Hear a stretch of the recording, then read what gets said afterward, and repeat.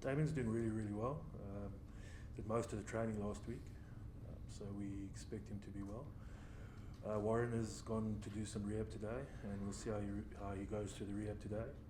Make a decision on him probably tomorrow. See what the recovery was like, and if there's still pain or not pain.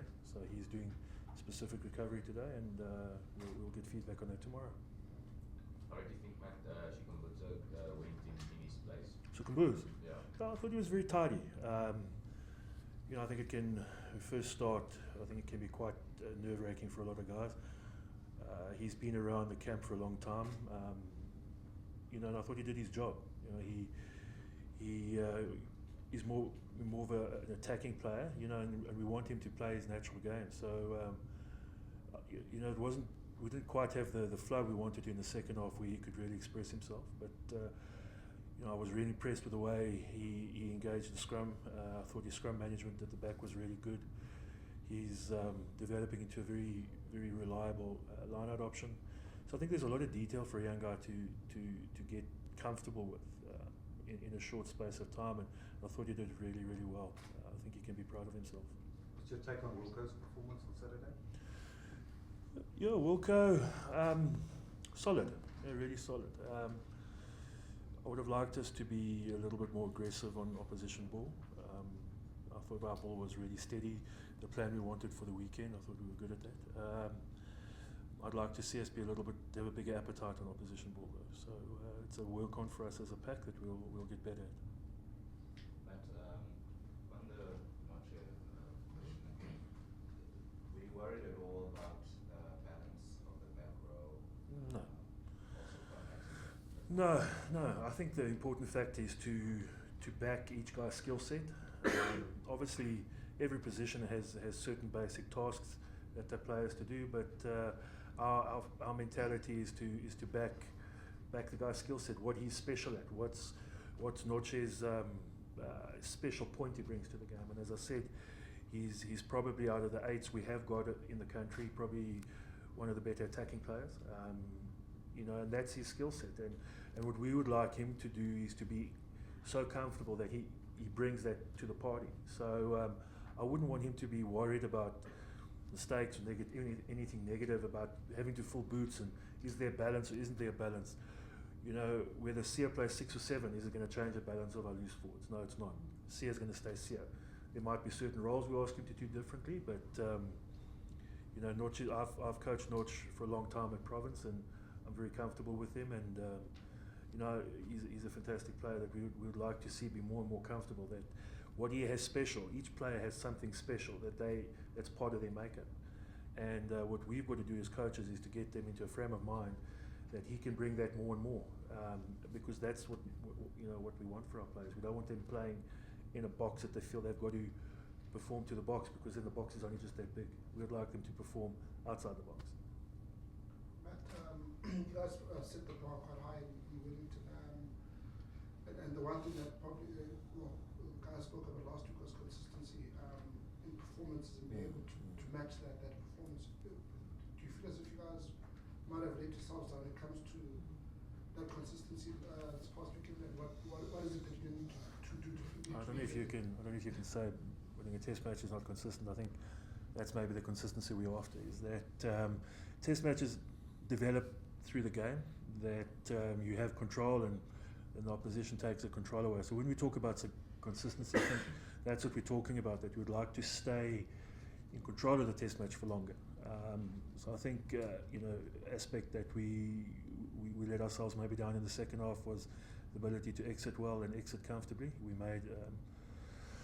We may put a lot of work on ourselves in that second half to take. We were quite in control in the first half, and we let that go. So I think that's the consistency we're after.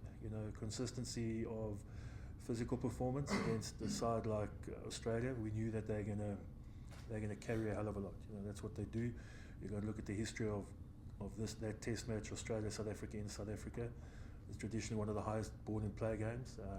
And again, we were asked to make a hell of a lot of tackles against a very quality attacking side.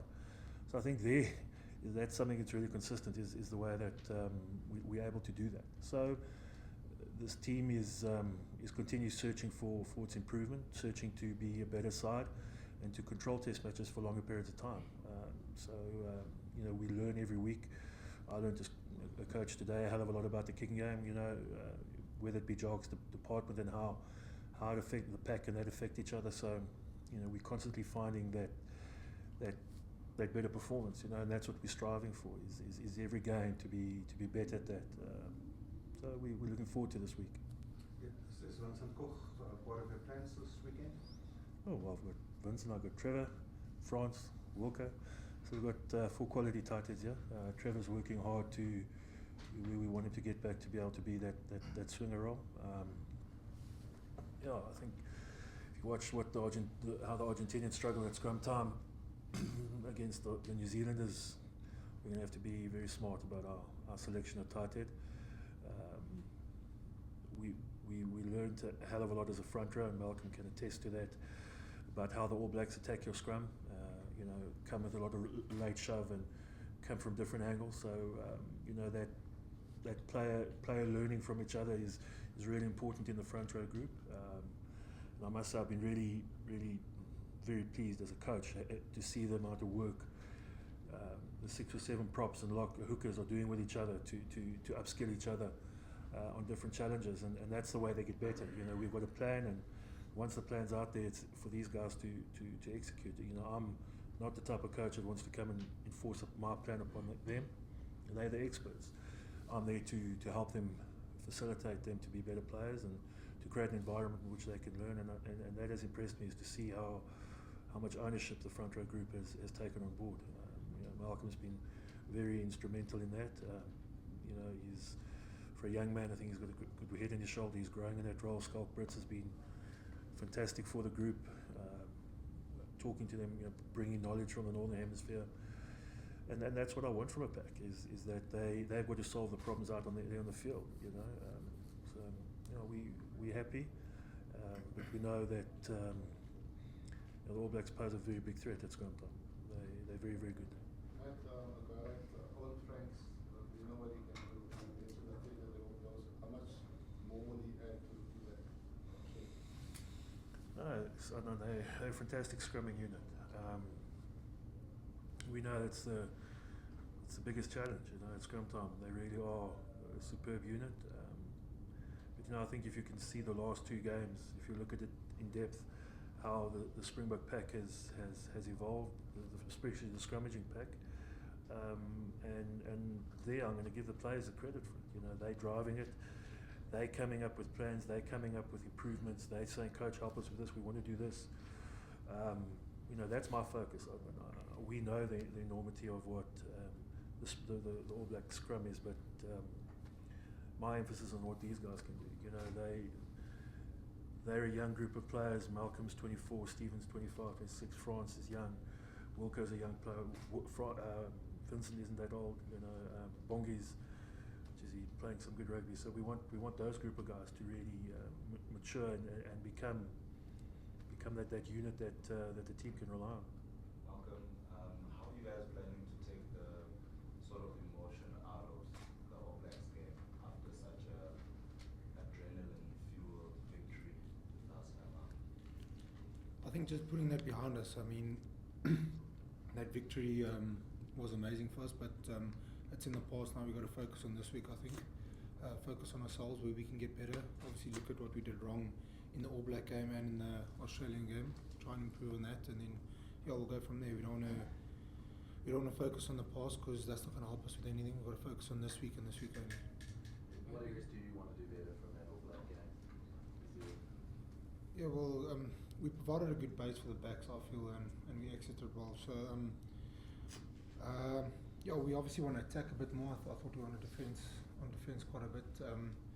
But we will listen to the coach's plan a little bit later and see where we'll go. Do you feel like an overall lift in the demeanour, I suppose, of 2 wins? Do you feel that the squad is lifted?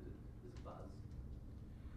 Yeah, there's always been a sort of buzz, but I think the guys are a bit more positive, and obviously beating New Zealand was huge for us, and then obviously trying to back it up the week after, like last week when we beat the Aussies in in PE, which we're really happy about. But like I said, that's in the past now.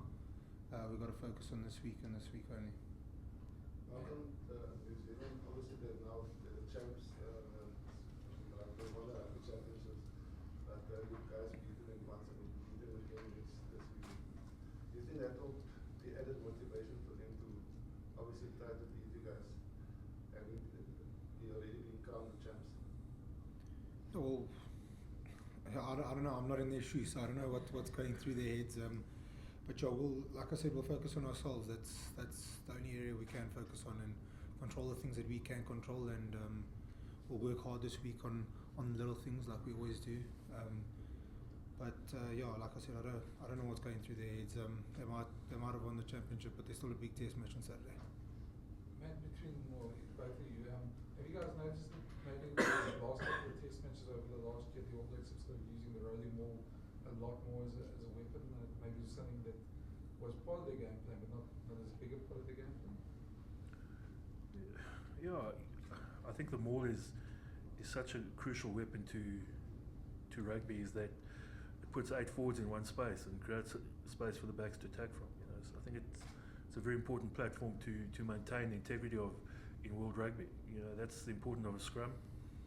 You know, if you have a team that can scrum well, you keep the opposition flanks bound and allows your backline to attack really flat on and create momentum onto the ball. It's the same as a maul. So if you look at the way the All Blacks attack, they use that platform really, really well. You know, they more play off the maul. You know, they make you sit at scrum time.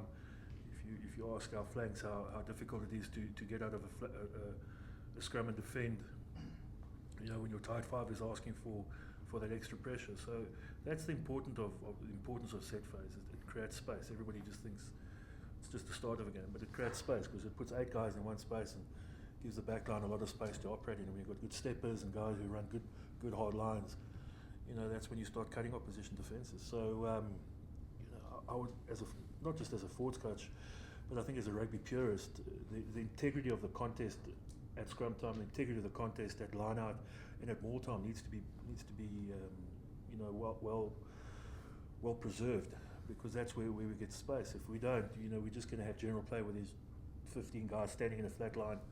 There's no space to play the game, and you know, we need the set phase and the integral parts of what it does to the defence. You know, it can manipulate where a halfback goes to stand. Is he standing in the front? Is he standing at the back?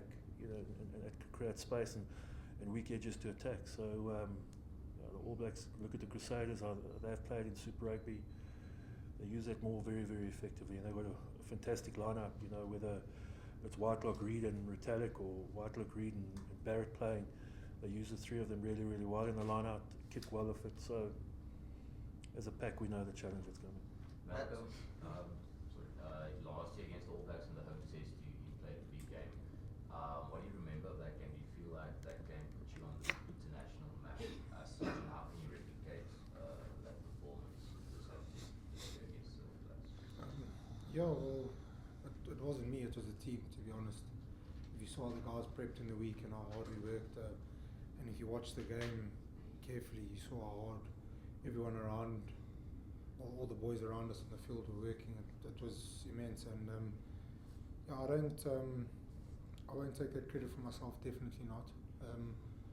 The side scrum well, the line out functioned well, we played good rugby, and unfortunately we lost that game by 1 point, but yeah, I think yeah, moving on from that is important because it's in the past. That's not going to help me now.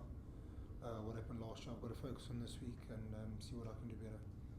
Matt, just on that subject of mauling, how pleased are you with the progress that the Boks are making in that regard? Yeah, great. I think it's something that they drive really, really hard, is the pack of forwards. It's once you can get a pack on the front foot, you know, they can be dangerous, and it's a big part of our game. So you know, I'm pleased. I'm really pleased. But I want us to be better. You know, I think when South Africa has been good, they've had a powerful maul to play off. You know, so we'll keep evolving. I think the way Eben and Peter Steff and Franco Mostert have been guiding the line out, you know, really has been good. You know, I think the point you raised earlier, we'd like to be more consistent in it, to be able to put that platform out there more consistently. So that's something I'll be driving this week.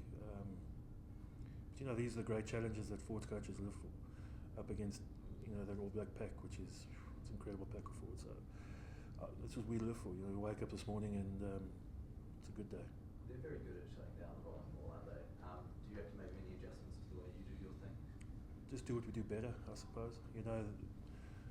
I'm not one that buys into doing different things. I just do things differently. So we try and just be better at what we do. They have different nuances compared to the Australians, the way they defend it. I think just winning the ball that's available. They're really good in the air. So just winning the ball that's available, I think, is the first thing you've got to do against them. But they challenge you consistently across that whole platform, in the air, on the ground. So we'll just be better at what we do. So how big a factor is not having Brody or Talek around? I was asked the same question in Wellington, and I thought Scott Barrett had an unbelievable game.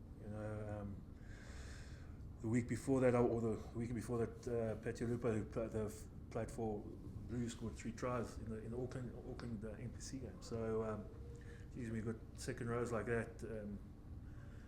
But I think where they do lose is the combination that Retallick, Reid, and Whitelock have played 4 seasons together.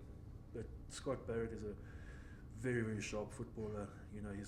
He's got similar physicality around breakdown, ruck time. He's very physical there. He's very good aerially, like his brothers. Have the ability to control the air very well. So, I think they're very, very fortunate with their players there. Is this game almost more important to you than the Wellington game, and that backing up can really show where this team's at? No, I don't think one game determines the success of your season or the successes of you are as an outfit. I think if it was a World Cup final, I might answer differently. But I think the challenge of the Springbok All Black game is what makes it special. There's 46 players out there that are putting their lives in this test match, and just to be part of it, to sit there, to watch the players, the way because that's what it's about. It's about them, about the way that they play, the way that they put their lives on the line. To see that intensity. The game in Wellington, we walked down with 5 minutes to go. It was the first time I could actually stand next to the touchline and hear that, what you hear at a test match. And I think that's what this game is about. It's about those 46 guys that are picked, that go out there, represent their country, and that's what makes this test match special. Malcolm, Afrikaans asseblief. Twee agtereenvolgende oorwinnings te dui op 'n bestendigheid. Was daar iets van die All Blacks wedstryd, die Wallabies wedstryd wat beter was of slegter was en wat julle kan werk hierdie week gaan aan die beste? Ek dink om die toets beter te beheer. Soos ek vroeër gesê het, daar's tydperke in die game waar jy goed speel en waar die opponent goed speel, of jy foute maak en hulle kapitaliseer daarop. So ons wil bietjie beter daai swak plekke in die game bietjie, of die swak punte in die game bietjie beter beheer, bietjie meer takties wees. So ons het daaroor gepraat vanoggend om net as ons in beheer is, dit te behou, en as die opponent iets doen om dit terug te vat, om baie vinniger daai beheer van die game terug te kry. Ek dink dis 'n toets rugby waar daai swaai in die game baie vinnig gebeur, om dit beter te hanteer is 'n groot werkspunt vir ons hierdie week. Okay, dan as ons kyk na die scrums, praat spesifiek oor hoe julle in die All Blacks gespeel het en wat voel julle moet verander of verbeter wanneer julle nou Saterdag sal? Ja, ek dink dominance op ons bal is 'n groot work-on vir ons hierdie week teen die All Blacks. Ek weet ons was nogal tidy geweest in die eerste game, maar hulle het ons ook in baie druk gesit en ek weet dit gaan 'n fokuspunt vir hulle wees. Hulle was baie goed in die Argentynse game op die Argentynse bal. So van 'n scrum perspektief af, dit is 'n groot fokuspunt vir ons hierdie week. We finish off with you. Malcolm, what sort of, if any, toll does it take to put in such defensive efforts back to back? Scramble against New Zealand to hold on to that game, and obviously the shutout against the Wallabies last weekend. Does it give confidence, or does it take a bit of physical pressure on the body? I think it does a bit of both. If you tackle that much in a game, your body is going to be sore afterwards. But yeah, our medical staff is great. They get us back into training on Monday, so we feel good again. But yeah, to defend like that is crazy, but yeah, the side's shown for 2 weeks in a row how we can defend if our heads are screwed on right. And I think yeah, we want to carry on improving where we can. Obviously, we look at where we made mistakes and then just improve from there. Thank you very much, everyone.